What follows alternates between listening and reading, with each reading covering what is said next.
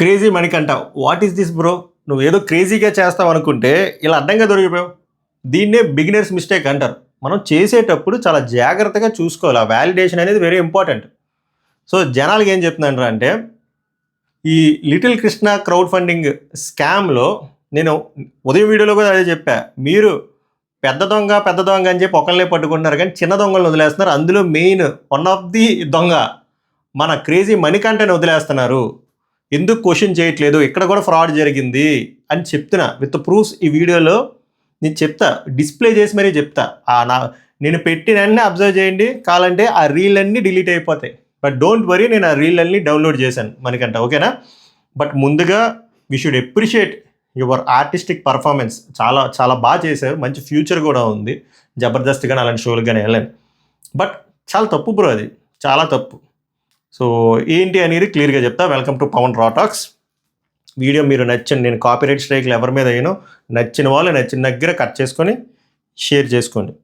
ఏమిరా అంటే అందరూ ఏమనుకుంటున్నారా అంటే క్రేజీ మణికంఠ అనే పర్సను బండి అమ్మేశాడు, కొత్త బండి కొన్నాడు, కొత్త బండి కొని ఆ బాబు కోసం గుండె తరిచిపోయి అమ్మేసి ఆ డబ్బులు పేరెంట్స్కి ఇస్తే ₹1,00,000, ఆ డబ్బులు నవీన్ రామ్ సింగ్, ఇక్కడ నేను నవీన్ రామ్ సింగ్ నేను సపోర్ట్ చేయలేదు, నవీన్ రామ్ సింగ్ ఫ్రాడ్ చేశాడు, ఫ్రాడే. మనం ఎప్పుడు రోజు చెప్పుకునేదే కదా. ఇక్కడ ఈ పర్సన్ ఏదో పత్తిలాగా ప్రొటెక్ట్ చేస్తున్నారు, అది తప్పు. సో స్క్రీన్ ప్లే నడిపాడు, ఇందాక చెప్పినట్టే బండి కొన్నాడు, కొనిన తర్వాత 5-6 రోజులు నడిపాడు. ఆ బండి కొనిన ఫస్ట్ రోజే రైడ్ ఇచ్చేశారు వాళ్ళ పేరెంట్కి. తర్వాత ఫండింగ్ చేశాడు, విజయనగరం తిరిగాడు, వైజాగ్ తిరిగాడు, కొత్త వలస తిరిగాడు, పెందుర్తి తిరిగాడు, అన్నీ తిరిగాడు. తర్వాత దయా హృదయంతో బండి అమ్మేశాడు. బండి ఎవరికి అమ్మారో మనకు తెలియదు, అది అసలు మాట్లాడదు అక్కడ కూడా. తర్వాత అమ్మేసిన తర్వాత ఆ డబ్బులు వెళ్ళి తీసుకెళ్ళాడు, నవీన్ రామ్ సింగ్ నొక్కేసాడు అనేదే కదా ఆరోపణలు. మీకు అసలు మ్యాటర్ ఏంటో చెప్పనా? అసలు బండే కొనలే. బండి అమ్మాలి అంటే ఫస్ట్ బండి కొనాలి కదా. ఎలా చెప్తావు బ్రో అంటే మీరే చెప్పండి, విత్ లాజిక్సే చెప్తా. ఈ ర్యాపిడో పర్సన్ తన జీవితంలో జరిగే ప్రతి ఇన్సిడెంట్ గురించి ఎక్స్ప్లెయిన్ చేస్తాడు ఆ రీల్స్లో. ఎక్కడ నేను కొత్త బండి కొంటున్నాను అనే విషయాన్ని ఎక్కడా చెప్పలేదు. సో చెప్పాల్సిన అవసరం లేదు బ్రో అని కూడా అంటారు వాళ్ళు. Okay, agreed. తర్వాత సడన్గా బండి కొనడానికి బల్క్ అమౌంట్ లేకపోతే ఏదో ఒక సోర్స్ ఉంటుంది కదా, ఈఎంఐలో తీసుకుని అంత డౌన్ పేమెంట్, రిజిస్ట్రేషన్ ఇవన్నీ ఉంటాయి కదా. డీటెయిల్స్ ఏమైనా పెట్టాడా? పెట్టలేదు. ఎందుకు పెట్టలేదంటే బండి ఉండాలి కదా. ఏం జరిగిందిరా అంటే 10వ తారీఖు నుంచి ఒక 2 రోజులు 3 రోజులు మీకు ఇటు సైడ్ ఫోటో వేస్తాను చూడండి. శ్రీకృష్ణ బజాజ్ అనే డీలర్ది ఉంటుంది చూడండి, ఫ్యూల్ ట్యాంక్ మీద ఉండి బ్లాక్ కలర్ జిప్ ఉంటుంది, ఓకేనా? శ్రీకృష్ణ బజాజ్ ఇటుపక్క వేస్తాను. ఇప్పుడు ఇటుపక్క కూడా వేస్తాను, 2 పక్కల ఉంచుతాను. ఇటుపక్క వచ్చేసరికి నిశాంత్ మోటార్స్ అని ఉంటుంది, రెడ్ కలర్ జిప్పు, ఓకేనా? 16వ తారీఖు నుంచి కొన్ని యాత్రలు, అది ఫస్ట్ హాఫ్ ఇది ఉంటుంది కొన్ని రోజులు, సెకండ్ హాఫ్ ఇది ఉంటుంది. బొట్టు మాత్రం సేమ్ కరెక్ట్గానే ఉంటుంది. బండి ఏంటి సేమ్గా ఉందనుకుంటున్నారు? అక్కడ అది నిజంగా బజాజ్ బండే, పల్సర్ బండే. అది ఏ మోడల్ అయితే అదే మోడల్, కలర్ కూడా అదే, బొట్టు కూడా అందుకే అలానే పెట్టారు. కానీ అది ఒక డీలర్ దగ్గరది, ఇది ఒక డీలర్ దగ్గరది. హుడ్డి అమ్మ బంటి ఏంటి మా క్రేజీ మణికంఠ 2 డీలర్ల దగ్గర 2 బళ్ళు కొనుక్కున్నారా బ్రో అనుకుంటారా? మీరు అలా అనుకున్నా పప్పులో కాలేసినట్టే. అసలు బండే కొనలే. మ్యాటర్ ఏం జరిగిందంటే నవీన్ అండ్ ఈ అబ్బాయి మణికంఠ ముందుగానే అనుకున్నారు, 6వ తారీఖున అనుకున్నారు. అది ఆల్రెడీ ఓపెన్గా వాళ్ళే చెప్పుకున్నారు, ప్రాపర్గా స్క్రిప్టెడ్గా చేస్తే జనాల్లోకి వెళ్తుందని చెప్పి. అనుకున్నప్పుడు గట్టిగా వెళ్ళాలి అంటే ఎలా వెళ్ళాలి? మనోడు అప్పుడే జీవితం మారుతుంది, ఆ ప్లాటినం బైక్ నుంచి కొత్త బైక్ కొనుక్కున్నప్పుడే ఆశ్చర్యంగా ఆ కోఇన్సిడెంట్లుగా యాక్సిడెంట్లుగా ఆ రోజే పేరెంట్ ఎక్కేస్తారు. అంటే అక్కడ పేరెంట్ ఎక్కింది ఒకటి, మన మణికంఠ బండి కొనేది ఒకటే అవ్వాలి. అది ఎంత తలైవ పర్ఫార్మెన్స్లో ఉండాలన్నమాట, గుండెని పిండేసినట్టు.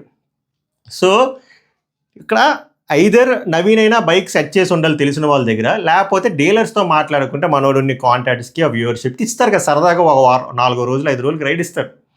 అలాగా కొత్త బండ్లు ఇస్తారు, ఓకేనా? అలాగా మనోడు ఫస్ట్ ఒక డీలర్ దగ్గర తీసుకున్నాడు, ఇందాక చెప్పిన డీలర్ దగ్గర తిరిగాడు. తర్వాత అది ఆ బండి వెనక్కి ఇవ్వాల్సిన పరిస్థితి వచ్చిందో లేకపోతే ఏదైనా తీసేసుకున్నారు.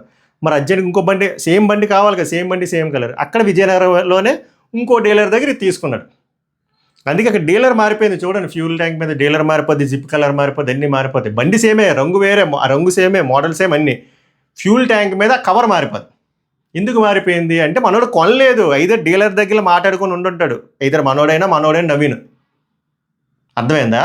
అలా చేసి కొన్నట్టు కలరింగ్ ఇచ్చి ఎమోషనల్గా మనల్ని డ్రైవ్ చేసి లాస్ట్కి వచ్చేసరికి క్లిఫ్ హ్యాంగర్ సీన్లో ఉండాలన్నమాట. ఎలా ఉండాలి అంటే మనోడు బండి అమ్మేస్తాడు. అందుకే చూడండి, కోయిన్సిడెంట్గా బొక్క ఇదని స్క్రిప్ట్. మనోడు ఒకేసారి అండ్ ఇంకో మనోడు ఎవరు, మన నవీన్ రామ్ సింగ్, ఇద్దరు ఒకసారి బళ్ళు అమ్ముతారు. అదంత పెద్ద సొల్లు, ఇది ఇంకా పెద్ద సొల్లు. అక్కడ సొల్లుది పక్కన పెడితే ఒప్పుకుంటున్నాడు, ఎలాగోలాగా ఒప్పుకోవాలి. ఇక్కడ ఒప్పుకోవట్లేదు. అండ్ మిగిలిన వాళ్ళు కూడా చాలామంది ఇది అడగట్లేదు. ఏదో ఇక్కడ ఈ మనిషి ఏదో శుద్ధపూసలాగా ఆల్రెడీ పేరెంట్సే కాల్లోనే చెప్తున్నారు అన్నమాట, 3 లక్షలు తీసుకున్నాడు, 4 లక్షలు తీసుకున్నాడు ఈ అబ్బాయి అని చెప్పి. అండ్ ఇప్పుడు ఈ ₹1,00,000 కూడా ఎవరిది? ఈ ₹1,00,000 ఈ అబ్బాయిదా? ఈ అబ్బాయిది అయితే ఈ అబ్బాయికి ఆ ₹1,00,000 ఎలా వచ్చింది బండి అమ్ముకుంటే? అసలు బండే లేదు కదా. లేకపోతే నవీన్ రామ్ సింగే ఇచ్చి నువ్వు ఇలా స్క్రిప్ట్ చెయ్యి, నువ్వు డబ్బులు ఇవ్వు, అలా వెనక్కి వెళ్ళి తీసుకుంటానంటే ఇదంతా నోన్ థింగే కదా. ఇందులో ఎందుకు తప్పే ఉంది? ఇందులో హై లెవెల్లో ఎథికల్గా చూస్తే రాంగే, కానీ వీళ్ళిద్దరికి తెలిసే కదా చేశారు. ఇప్పుడు ఎందుకు సడన్గా మన మణికంఠ రివర్స్ అయ్యండి నవీన్ మీద అంటే అక్కడ ఏదో డీల్ కుదరలేదు కాబట్టి అలా అటువైపు వెళ్ళాడు. అందుకే నవీన్ కూడా అని గట్టి చెప్తున్నాడు, ఏంట్రా కేసులు, నాతో పాటు మీరు కూడా వస్తారా అని చెప్పి. ఇప్పుడు కొంతమంది మళ్ళీ షర్లాక్ హోమ్స్ వచ్చి ఏమంటారంటే, ఏం బ్రో బండి కవర్ మారకూడదా అంటే, ఎలా బ్రో మారుద్ది బండి కవర్? కొన్నిన 4 రోజులకి బండి కవర్ మార్చాల్సిన, ఫ్యూల్ ట్యాంక్ పైన కవర్ మొత్తం మార్చాల్సిన పని ఎక్కడ పడుతుంది? ఒకసారి లాజికల్గా ఆలోచించండి. చిరిగిపోయినంత డ్యూరేషన్ ఉందా? 5-6 రోజుల్లో ఎలా చిరిగిపోద్ది? ఫుల్ కంటిన్యూటీగా అన్ని రోజుల్లో కరెక్ట్గా ఉండేది ఎలా చిరిగిపోద్ది? యాక్సిడెంట్ అవ్వాలి. యాక్సిడెంట్ అయినప్పుడు బండికి డ్యామేజ్ కూడా అవ్వాలి. యాక్సిడెంట్ లాంటి విషయాలు జరిగితే స్క్రిప్ట్ వాడుతున్న మనోడు ఇంకా పెద్ద స్క్రిప్ట్ చేస్తాడు, నాకు యాక్సిడెంట్ అయింది, కాలు ఇరిగింది, ఇంకా బాబుకి చేద్దాం అని చెప్పి ఇంకా డ్రైవ్ చేస్తాడు. ఆ రీల్ అయినా పెడతాడు, స్టోరీ అయినా పెడతాడు. యాక్సిడెంట్ అయినా ఎక్కడా చెప్పలేదే.